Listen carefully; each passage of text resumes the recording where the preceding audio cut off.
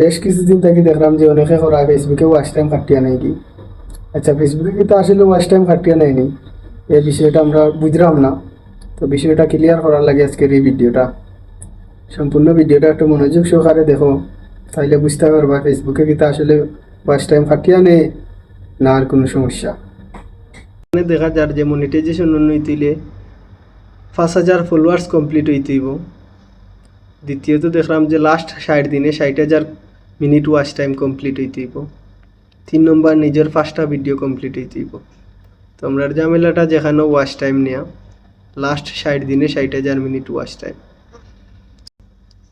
তো আমার গতকালকে আমি দেখছি আমি 3,500 মিনিটের মতন ওয়াচ টাইম। তো আজকে দেখতাম পারতাম 3,279 মিনিট।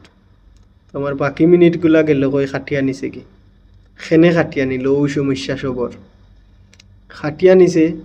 আজ থাকি 60 দিনের ভিতরে আমার যে মিনিটগুলো এখানে আমার শো করের, অর্থাৎ 60 দিন ওভার হয়ে গেছে আমার 61 নম্বর দিনের আমার যে মিনিটগুলো আছিল ওগুলো খাটিয়া নিছে কি।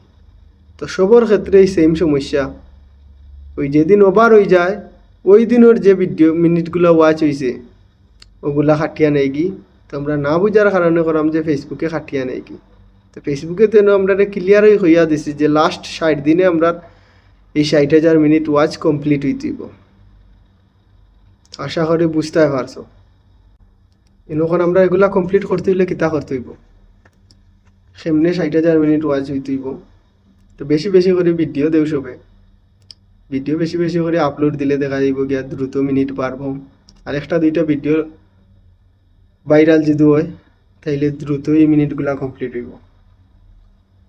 আর যদি ভিডিও ভাইরাল না হয় তাইলে এরকম মিনিট বাড়বো কিছু, আবার খাটিয়ে নিব, আবার বাড়বো, আবার খাটিয়ে নিব।